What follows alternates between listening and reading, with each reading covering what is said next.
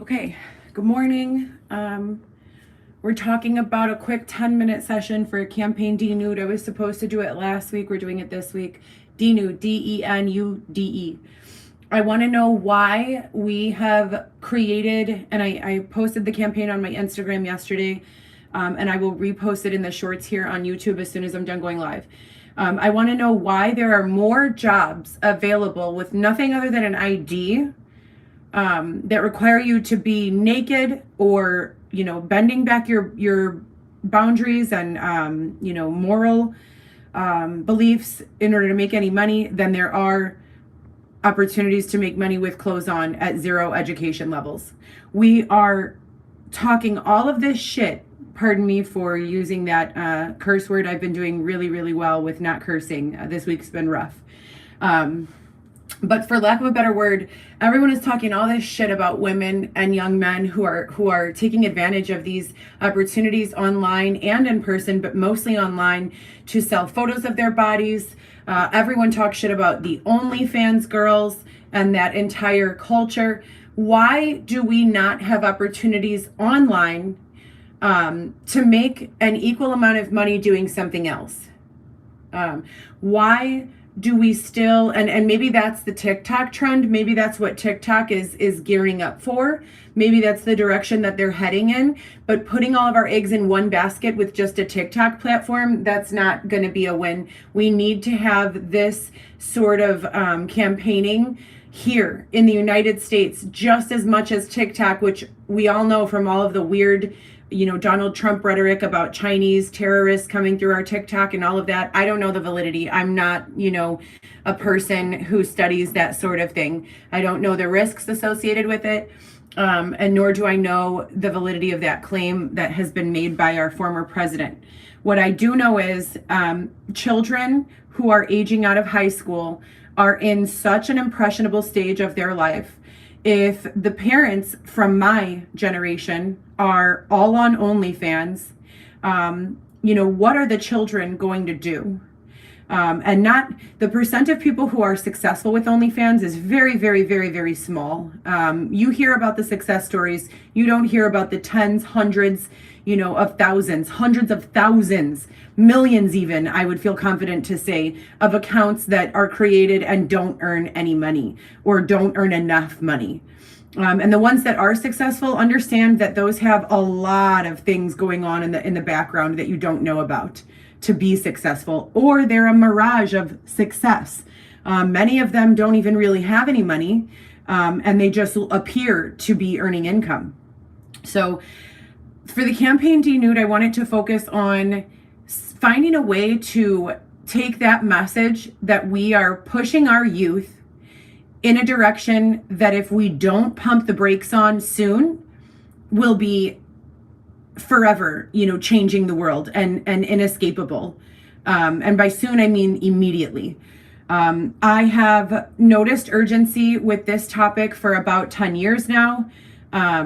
And I haven't really been able to discuss it because I was not well educated. Over the last 5 years, I've spent my time reflecting and learning from what I firsthand experienced. And it needs to, be stopped. And the only way to stop it is to stop the need. When people are, operating their lives from a place of lack, they don't have enough, they are susceptible to be taken advantage of. If they need something and they can't get it on their own, and they don't have, opportunity to earn income any other way, this way is being dangled in front of their faces, that's what they're going to do. And so the only answer, as I've said a million times, is a universal basic income. I don't think it's far-fetched. A lot of people have been in my comments talking about how it's far left thinking and it's radical thinking. I don't think there's anything radical about it. And I'm not talking about babe, what is that thing that Cuba has? Sanctions? No, it starts with a C. Communism? I'm not talking about communism. I'm not saying we all have the same house, we all earn the same money, we all this, we all that. I'm saying at a very basic beginning, we all have enough to buy food, have a roof over our head that is nice, that's not packed on with other people. Let's look at the projects. Okay. The projects are a place where, the projects are a place where you find a lot of drugs, a lot of crime, a lot of sex, a lot of abuse. You also find a lot of families wrapped up in that. So why aren't we creating living spaces that are not compacted on top of each other, so that if a family or a single person does not want to be the fifth of five, they can live independently of that type of behavior? If we're going to have buildings where we offer universal basic shelters, then they have to be able to filter out the people who are not willing to conform to the societal expectation, which is sobriety, and not provocative, promiscuous, non-promiscuous sexual behavior. We're living in a Tinder era. Everyone is text messaging each other that they met 3 minutes ago to schedule a hookup for an hour from now. Disgusting. It's disgusting. Shaking hands is not the same as doing sex. And the pushback on desensitizing, ourselves and each other, supported by social media, supported by music videos, supported by stripper, themes. It's our own fault. We left a group of people, a demographic of people in situations and environments that do not support earning money. People who never had access to education, people who never had access to money, people who were at a disadvantage from the beginning, and then we gave them the only option of showing their bodies and exploiting themselves to earn income. What kind of a decent human being is there? I mean, there is not a single decent human being who thinks that it's acceptable to offer the only form of self-independent financial stability, self-exploitation. It's just not, I don't know if I just described that right. This is not a script. This is a think tank, and this is all coming from the top of my head.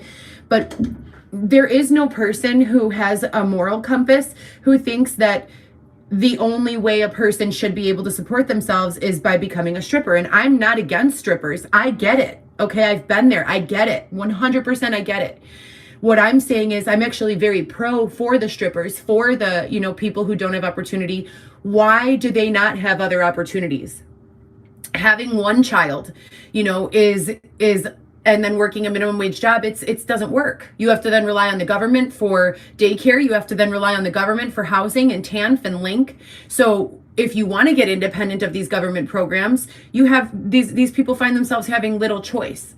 And so they are pushed into these areas. And then once you do it enough, it no longer feels like you're pushing back your boundaries, but it turns almost predatory. And there's a spectrum. You have your person who just gets into stripping and maybe did not have a cultural influence saying stripping is okay.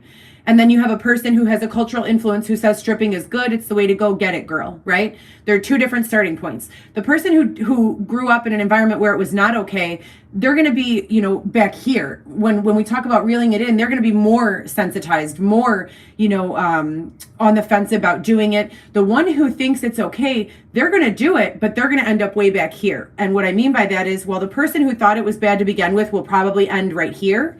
The person who thought it was okay to begin with will end right here. And a lot of those people end in a lot of various ways. I'm sure that there are probably a few people who get out of it okay, but for the most part, we're looking at groups of men and women who team up and begin extorting, exploiting, robbing, drugging, stealing, beating, etc., and so forth. Because you get to a certain point in this exploitative imbalance where you start standing up for yourself. Let's call it what it is. It's abuse.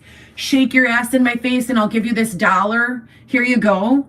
That is abuse. That is exploitation. And we have these women and men so brainwashed by the payoff of $1 that they mentally, in order to survive, in order to keep themselves getting up in the morning and going to engage in this abuse, they mind fuck themselves to make it okay. It's not okay. No one should have to do that. No one. Everyone should have enough money to meet their needs and the needs of their children and the needs of their family members without doing those sorts of things.